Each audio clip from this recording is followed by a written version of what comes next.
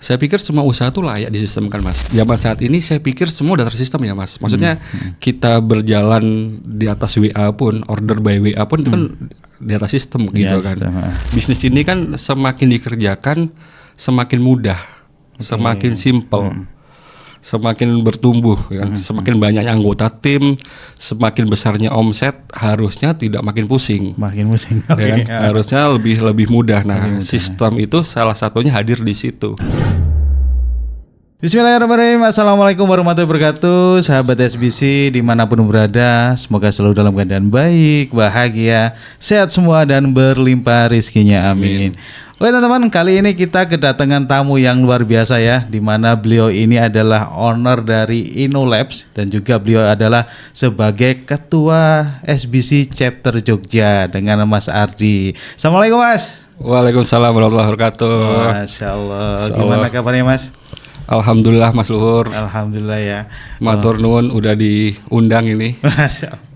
Susah banget loh. Ini mau ketemu sama Mas Ardi. Alhamdulillah. Sebelumnya terima kasih banyak Mas sudah menyempatkan waktunya nih datang ke studio SBC ini. Saya terima kasih karena akhirnya diundang karena saya tahu ini bisa duduk di sini nih. Kenapa Mas? Kursi para guru nih. Wah, Masya Allah. Ya Mas Ardi kan juga guru. Belum. Lagi sibuk apa nih Mas Ardi? Ya Alhamdulillah ini masih fokus di InnoLabs Mas. InnoLabs ya. Ya, kalau boleh tahu nih Mas, mungkin teman-teman masih banyak yang belum tahu nih InnoLabs itu apa. Nah, boleh Mas diceritakan Mas. Saya juga mau tanya nih Mas. Ya. Kalau dengar kata InnoLabs buat Mas Luhur yang kebayang tuh apa Mas? Kalau InnoLabs ya ada labsnya kan berarti laboratorium ya. Kayak labs gitu ya. Iya. Innonya, nah ini saya kurang tahu ya. Kayaknya cenderung ke kayak IT gitu ya. Iya. Iya. Nah betul. Jadi InnoLabs itu adalah software house. Software house itu adalah pengembang aplikasi perangkat lunak. Pembuat software lah, pembuat sistem gitu ya. Jadi kami memang fokusnya adalah mengembangkan, membuatkan sistem IT. Nah, itu untuk klien-klien, partner-partner, namanya InnoLabs itu kenapa? Karena itu akronim dari inovasi dan laboratorium. Gitu kan. Inno itu inovasi. Iya. Oke. Ya. Jadi harapannya memang dari InnoLabs, dari laboratorium kecil ini, dari tim ini bisa menghasilkan inovasi-inovasi yang nanti bisa berguna buat klien gitu. Gitu Mas kira-kira. Nah itu sejak kapan tuh Mas terjun di dunia ini? Ya, jadi memang basisnya kami kan memang orang teknis ya, engineer, kuliahnya dulu juga kuliah teknis. Jadi itu dari kuliah dengan teman-teman kita berkelompok gitu ya, ngerjain tugas, terus ikut kompetisi dan sebagainya gitu kan. Akhirnya ngerasa kayaknya kita bisa nih setelah lulus kita bikin perusahaan sendiri aja gitu. Gitu. Makanya 2011 legal kita buat InnoLabs Indonesia. Tapi nanti baru gerak tuh 2016 Mas. Gitu kan. Gitu. Jadi udah cukup lama ya kalau dari 2011 berarti udah 10 tahun lebih ya Mas ya? Iya. Di bidang itu ya. Betul. Nah itu kan kalau sejarahnya berangkat dari situ. Setelah jadi cuma kita menghadapi tuh realitas hidup. Jadi di antara tim tuh ada yang akhirnya keterima kerja. Gitu kan. Berapa orang dulu awalnya? Awalnya dulu kita bertiga Mas. Bertiga. Bertiga. Jadi ada yang kuliah, lanjutin kuliah. Ada yang terima kerja nih kayaknya menarik prospek kerjanya nih gitu. Akhirnya kita kerja dan seterusnya gitu kan. Baru 2016 yang kuliah selesai, yang kerja juga cukup lah. Akhirnya kita 2016 kita gas, kita bangun tim, kita fokus menjalankan InnoLabs 100%. Gitu. Nah, kalau boleh tahu ini yang dikerjakan InnoLabs sendiri itu seperti apa sih Mas detailnya Mas? Mungkin bisa di-share Mas. Ya. Jadi kami membuat aplikasi ya Mas, sistem aplikasinya itu berbasis web, berbasis desktop juga ada, berbasis mobile apps juga ada gitu kan. Nah, kalau secara umum kita tuh juga menerima project ini kita mengerjakan apapun kebutuhannya. Tolong dibuatkan sistem untuk misalnya penjualan kita buatkan, sistem untuk pergudangan kita buatkan, sistem untuk tracking kita buatkan, sistem GPS atau sistem lokasi kita buatkan gitu Mas. Gitu ya Mas. Nah kalau boleh tahu itu Mas klien-kliennya itu bidangnya bisnisnya apa sih Mas? Oke. Sebagian besar memang klien-klien Inolab tuh corporate, Mas. Oh, oke, corporate. Jadi dari 2011 ke 2016 itu di tengah-tengah kami bekerja, di tengah-tengah ada yang kuliah, itu ada 1-2 proyek yang masuk, kita kerjakan. Itu dari corporate. 2016 pun seperti itu, rata-rata memang basisnya corporate ya. Jadi kita membuat untuk kebutuhan back office-nya mereka. Back office itu kebutuhan operasionalnya lah, gitu kan. Jadi kalau klien-klien Inolab itu rata-rata memang corporate dan itu berangkat malah dari luar Jogja. Oh, malah luar Gitu. Jogja. Jadi kita tuh malah baru masuk segmen Jogja itu 2020 ya. Sekitar 2019-2020 lah kita mulai karena kita sering ngopi dengan teman-teman nanya Inolab apa sih, ya software host, perusahaan aplikasi bisa nggak bikinin saya gitu. Nah, kita bikin gitu kan. Tapi kalau berangkat di awal-awal tuh klien-klien kita mengkorporate di luar Jogja gitu. Yang kita bikinkan kayak tadi untuk menunjang operasional bisnis mereka. Modular aja, maksudnya modular tuh bagian keuangan ya, keuangan kita bikin sistem akuntansinya, bagian inventory, bagian gudang kita bikin sistem gudangnya gitu. Oh gitu ya, jadi nggak harus keseluruhan, jadi bisa per part bagian gitu ya Mas ya? Betul. Ada juga yang karena kan kalau keseluruhan itu kan tetap dari bagian-bagian yang dihubungkan ya Mas. Dan itu bicara seperti itu memang bicara sistem itu memang bukan sekadar membuat meng-IT-kan aja, membuat sistem membuat asal pakai IT aja, nggak sederhana itu. Seperti itu Mas. Nah mungkin nih teman-teman masih banyak yang bingung nih Mas ya kan. Yeah. Mungkin teman-teman yang baru punya usaha jalan gitu kan. Mungkin masih merintis atau masih ya bertumbuh gitu ya. Mungkin jadi teman-teman di sini nanti kita akan belajar nih gimana apa sih pentingnya itu membangun sistem di sebuah bisnis, apalagi di era digital seperti sekarang nih Mas ya. Ya. Nah kalau boleh tahu Mas dari klien-klien itu misalnya yang sudah dikerjakan sama Inolab, tujuan mereka tuh apa untuk itu Mas? Untuk membangun sistem itu tujuannya apa Mas? Iya. Jadi mereka kan atau kita semua lah ya yang mempunyai bisnis ya, mempunyai sistem. Kan pengennya sistem bisnis ini kan semakin dikerjakan semakin mudah, semakin simple, semakin bertumbuh kan, semakin banyaknya anggota tim, semakin besarnya omset, harusnya tidak makin pusing. Makin pusing. Ya kan? Harusnya lebih mudah. Nah, sistem itu salah satunya hadir di situ. Gitu kan. Jadi tadinya misalnya kita terima konsumen datang, kita masih catat dengan manual. Nah ini sekarang gimana biar lebih cepat kita sistemkan. Kalau tadi ada proses ketika ada order, ada kertas yang dikirimkan ke bagian gudang, ini gimana biar otomatis langsung. Gitu. Atau kalau usahanya kuliner, kalau ada order di depan, gimana orang tim dapur itu bisa langsung bekerja tanpa menunggu lagi proses. Langsung teriak, ini satu gitu ya. Iya betul gitu kan. Seperti itu. Iya. Mungkin kalau di awal-awal masih bisa ya, tapi kan karena bisnis bertumbuh kan butuh kelincahan organisasi. Nah sistem itu hadir untuk membantu mempermudah itu. Oke, siap. Seperti itu Mas.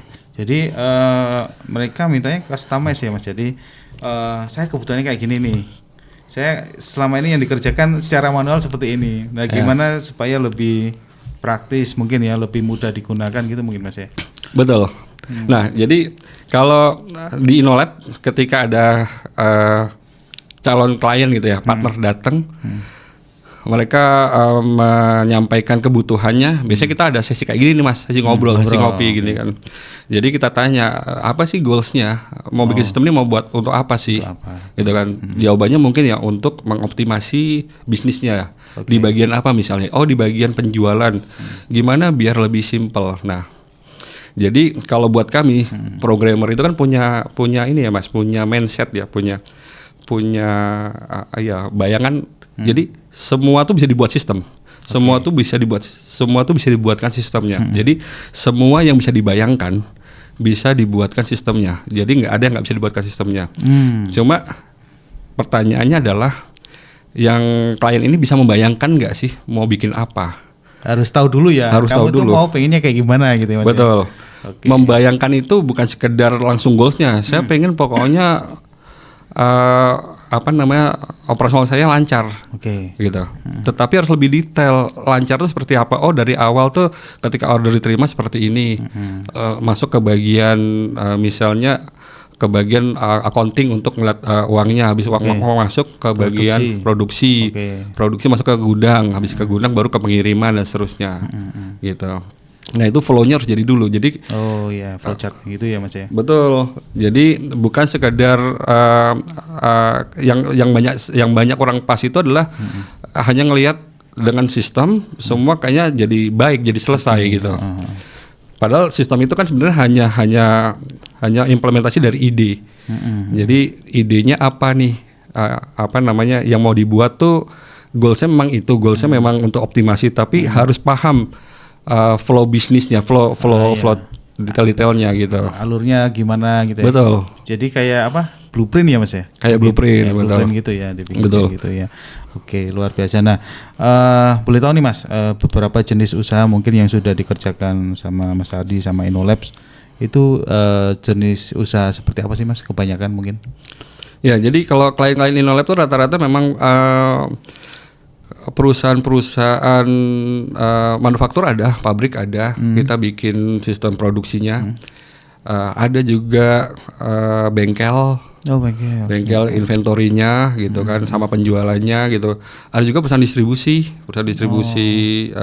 kosmetik, distribusi herbal gitu kan. Jadi gimana alur produksi dari dari pabrik sampai ke end user gitu.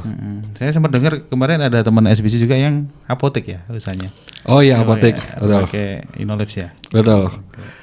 Oke, luar biasa. Nah Mas, mungkin bisa dijelaskan nih dampaknya setelah membangun sistem sama sebelum itu seperti apa sih Mas yang mungkin bisa dirasakan dari teman-teman yang sudah membangun sistem IT-nya terutama gitu. Iya, jadi sistem ini kan harusnya itu mempermudah, harusnya mempersimpel, harusnya bisa mengoptimasi bisnis gitu kan, bukan sebaliknya gitu kan, gitu. Jadi dengan adanya sistem tuh harusnya bisnis bertumbuh. Contohnya, kalau sebelumnya kita order masih dicatat manual, sekarang kita udah otomatis, gitu kan. Misalnya kalau perusahaan ini aja lah, perusahaan kuliner aja lah. Kayak tadi contohnya ya. Kalau tadi order masih, kita ada order ada banyak jenis ya Mas. Ada order tuh yang konsumen nulis nota sendiri, nama misalnya ayam goreng 1. Tapi ada juga yang sudah dalam bentuk format ayam goreng udah tulisannya tinggal satu-satu.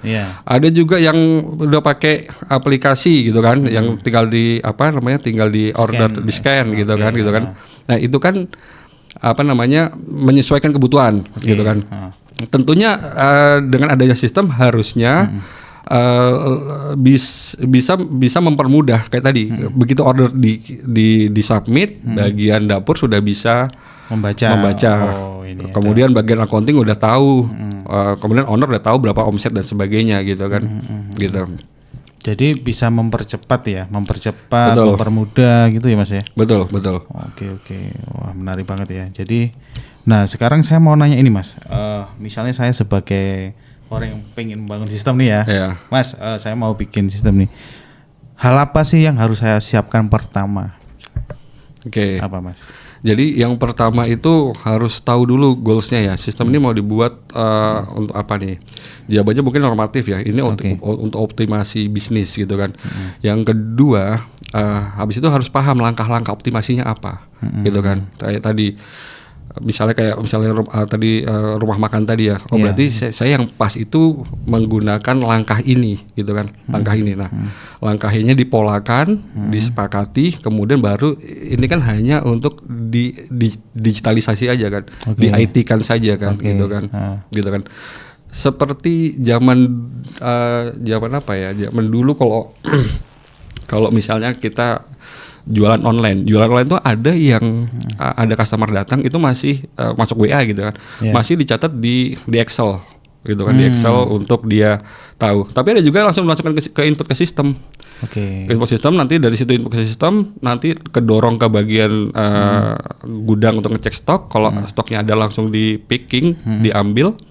Kalau nggak ada masuk ke produksi jadi production order gitu kan. Bisa PO gitu. Yeah. Kalau ada pembayaran masuk ke finance dan seterusnya gitu kan. Nah, jadi yang paling tahu itu adalah goals-nya, kemudian tahu bagaimana mau dioptimasi dan cara optimasinya seperti apa secara ini. Bahasa saya yang lain adalah mungkin SOP-nya jadiin dulu. Oh, SOP-nya bikin clearin SOP dulu, ya. betul. Okay. Sepakati dulu SOP-nya, kemudian baru habis itu nanti tinggal ini hanya mensistemkan. Ini kan hanya membuat ini jadi berjalan di atas teknologi gitu aja. Seperti itu. Iya. Jadi kita saya sempat sih nemuin beberapa usaha gitu ya Mas ya. Misalnya salah satu contohnya saya pernah pakai ini Akiko Al-Kautsar tuh punya Ustadz Farid ya, SBC itu kan. Nah itu bagus tuh sistemnya Mas. Jadi kita sebagai konsumen tuh pelayanan jadi cepat kan. Terus sistemnya pembayaran kemudian reminder itu sudah tersistemasi bagus banget, rapi banget. Jadi kayak kita sebagai konsumen itu otomatis semakin semakin trust. Semakin percaya, wah seneng nih kan kita dilayani seperti itu. Padahal itu by system semua. Iya kan Mas. Betul. Ya, itu saya yakin berangkat dari SOP-nya sudah ada, sudah ada alur-alur kerjanya gitu kan. Jadi ketika ada calon customer atau ada customer yang repeat order bertanya gitu kan, harus seperti apa, sistem menjawabnya seperti apa, gitu kan. Dan itu kan akhirnya mempercepat proses Mas. Iya. Gitu kan. Itu keren sih. Jadi kayak kemarin nih anak saya baru setahun nih Mas. Tiba-tiba udah di WA aja selamat ulang tahun. Adinda ulang tahun. Masalah. Padahal berarti kan dia sistemnya database-nya memang udah rapi. Keren. Jadi ya itu sih manfaatnya sistem ya Mas ya. Betul. Itu kalau misalnya nggak ada sistem, apakah kita harus buka catatan info itu tanggal lahirnya kapan? Kan? Gitu kan manual. Betul. Oke. Nah saya lihat sih teman-teman juga masih banyak yang konvensional nih Mas. Maksudnya katakanlah ini kalau mau pesen gimana nih mau pesen produknya, langsung WA aja gitu. Iya. WA aja gitu kan. Nah belum websitenya ada belum gitu. Iya. Kita gimana bisa lebih tahu produknya, mungkin sosmednya aja masih ala kadarnya gitu Mas. Nah itu kan kecepatan untuk merespon customer, calon konsumen ya, terutama mungkin bahasa kita apa Mas? CRM ya? CRM. Hal-hal kayak gitu kan itu memang ngaruh banget ya di omset itu ya. Betul. Iya. Betul. Gimana Mas? Jadi kalau zaman saat ini saya pikir semua udah tersistem ya Mas. Maksudnya kita berjalan di atas WA pun, order by WA pun itu kan di atas sistem gitu kan.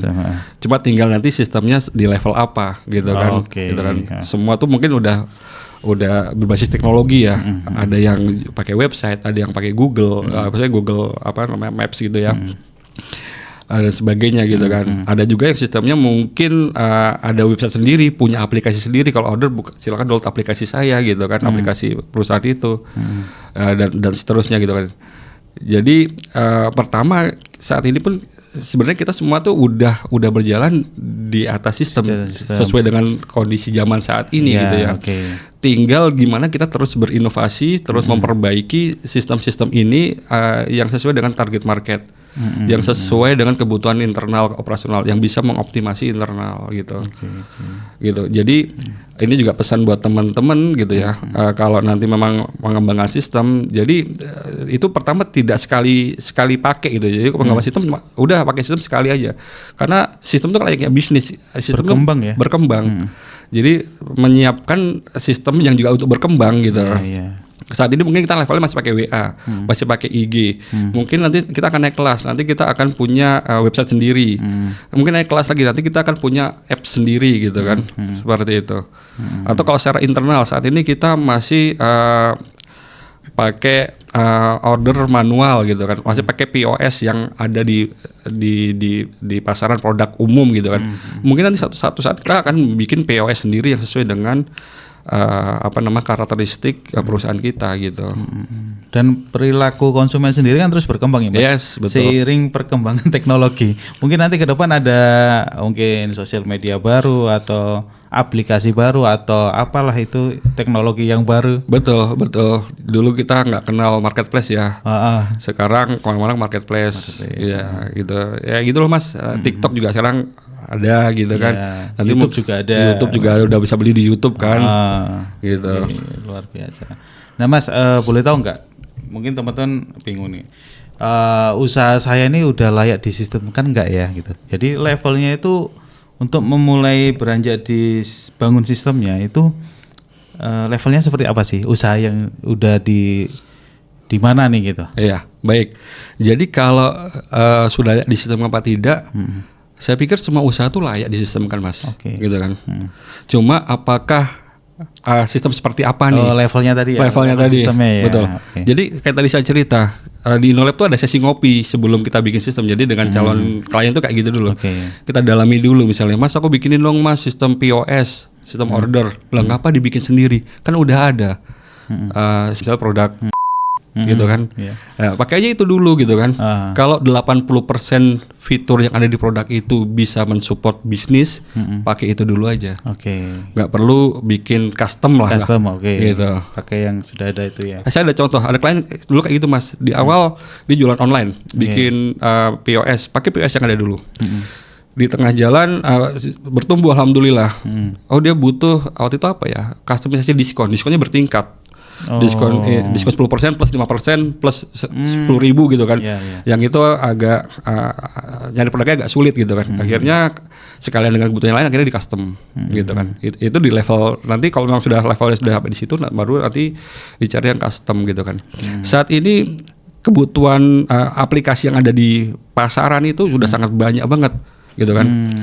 Karena kan kalau kita pikir-pikir ya Mas, sebenarnya bisnis kita kan juga ada orang lain juga menjalankan, gitu kan. Atau bahasa kami teknis, ketika produk itu diluncurkan juga sudah melalui riset. Apalagi produk-produk yang sudah besar, yang usernya banyak gitu kan. Mereka aja bisa jalan. Nah kita tinggal cari aja produk-produk yang sistem-sistem yang sesuai dengan kebutuhan kita. Kita coba dulu di situ, gitu. Ya, gitu ya. Nah, terus ini Mas, saya mau nanya terkait keamanan nih Mas. Nah, keamanan. Ini berdampak nggak sih sama mungkin membangun sistem ini sama keamanan dari bisnisnya sendiri, baik dari internal maupun eksternal? Kan kadang takut nih ada serangan dari dalam atau dari luar gitu, terkait mungkin data dan sebagainya gitu Mas. Jadi kalau keamanan ini memang menjadi perhatian serius ya Mas, gitu kan. Jadi kita nggak pengen dong data kita bocor gitu kan. Nah kalau bicara keamanan kan kalau di IT teknis itu kan ada dua hal ya, bicara teknisnya apa yang harus diamankan dan bicara non teknis. Non teknis itu nanti ya kita bicara gimana biar password kita nggak ketebak gitu kan, gimana pemberian hak akses dan sebagainya. Tapi kalau secara teknis itu yang paling penting memang kita harus bisa memilih provider yang terpercaya. Sama kayak kita bank ya, naruh uang di bank, kita percaya sama bank dengan sistem keamanannya bank, karena setelah itu kita percayakan kepada mereka gitu kan. Jadi sama kayak kita mau ngontrak rumah, di mana kita harus tinggal, kita harus tahu gitu, percaya dengan lingkungan sekitarnya dan sebagainya, environmentnya dan sebagainya gitu kan. Jadi pilihlah tempat-tempat yang memang terpercaya gitu, jangan asal-asal pilih gitu. Gitu kan. Kita mau cari tempat tinggal, rumah, terus segala macam, lingkungannya gimana nih, aman nggak? Betul. Keamanannya gimana? Betul. Kebersihannya gimana, kayak gitu-gitu ya Mas ya. Betul. Karena banyak banget kan phishing atau website palsu gitu kan, keamanan seperti itu gitu kan. Termasuk ketika kita nanti bikin sistem. Bikin sistem, kalau emang kebutuhannya hanya buat internal, ya berilah akses yang internal aja, nggak perlu diakses ke keluar, ke eksternal gitu kan. Kalau memang yang bisa akses misalnya orang-orang tertentu aja, misal komputer tertentu aja, ya pasang aja di komputer tertentu aja aplikasi ini, sistem ini gitu. Tidak perlu dipublish kemana-mana gitu. Wah, jadi penting banget ya teman-teman untuk sistem ini. Jadi betul. Jadi mungkin bisa jadi perhatian penting juga nih buat teman-teman yang punya usaha, ingin berkembang dan pengen lebih efisien dan segala macam Mas ya, lebih aman juga gitu. Betul, betul. Mas Ardi mungkin terakhir nih ada pesan-pesan yang mau disampaikan buat teman-teman yang mungkin usahanya sedang bertumbuh dan pengen lebih tersistemasi gitu kan untuk mengoptimalkan usahanya, monggo Mas. Iya. Jadi yang pertama harus harus adaptif, open mind, bahwa saat ini sudah berkembang teknologi ya. Jadi jangan takut untuk mencoba teknologi. Ketika saat lagi musim TikTok, cobalah TikTok, IG dan sebagainya, marketplace, coba marketplace gitu kan. Nanti dari situ kita akan terbuka, oh ternyata ini bisa dimaksimalkan. Atau ketika nanti di situ menemukan tantangan, nah tantangannya coba kita selesaikan. Misalnya di marketplace ini nggak cukup nih, saya harus bikin website sendiri gitu kan, gitu. Nah, jadi yang pertama harus open mind. Yang kedua harus clear goalsnya, tujuannya apa. Ya, harus tahu nih titik-titik mana yang mau dioptimasi gitu kan. Ketika saya penjualan saya kok masih lama ya responnya apa di CS-nya kah? Kalau CS-nya lama, apakah nanti dibuat sistem autoresponder biar otomatis menjawab gitu kan, dibikin chatbot pakai AI dan sebagainya gitu kan. Jadi harus tahu titik-titik lemahnya di mana yang mau yang mau diperbaiki gitu kan. Setelah itu tahu semua, nanti baru diambil gambaran umumnya, dijadikan sistem IT-nya seperti itu Mas. Jadi kalau pesan saya ya itu terus mencoba ya, adaptif betul kan, jangan takut mencoba teknologi lah ini. Kita ikutin aja dulu ya, sambil kita lihat titik-titik yang kita bisa optimasi, kita bisa sesuaikan dengan kebutuhan bisnis kita. Gitu. Oke Mas Ardi, menarik banget nih obrolan kali ini. Wah, meskipun saya sedikit mungkin agak-agak loading gitu ya dengan mungkin bahasa-bahasanya mungkin masih belum familiar gitu. Tapi insya Allah bisa dimengerti, dipahami juga, teman-teman juga insya Allah bisa dipahami. Nah mungkin nanti teman-teman yang mungkin mau tanya-tanya terkait IT dan sebagainya mungkin bisa nanti ke Innolabs ya Mas ya. Iya, siap Mas. Membangun sistem gimana. Jadi buat teman-teman SBC monggo aja, nggak apa-apa, karena Mas Ardi ini insya Allah ini ya sangat senang kalau diajak sharing, di mana beliau juga ketua chapter SBC Jogja ya Mas ya. Alumni UIC berapa Mas? UIC 6 Mas. UIC 6 ya. UIC 6. Oh iya, UIC 6. Oh, luar biasa. Iya. Baik Mas Ardi, terima kasih banyak waktunya. Terima kasih Mas Luhur, mohon maaf kalau tadi bahasnya terlalu teknis karena orang-orang teknis kayak gini Mas. Ya Mas, saya juga belajar ini. Siap Mas. Baik, terima kasih Mas ya. Oke teman-teman, podcast kali ini sampai di sini dulu ya. Semoga bermanfaat, bisa menjadi referensi untuk teman-teman semua. Sampai jumpa di podcast berikutnya. Assalamualaikum warahmatullahi wabarakatuh. Waalaikumsalam warahmatullahi wabarakatuh. Matur nuwun Mas Luhur.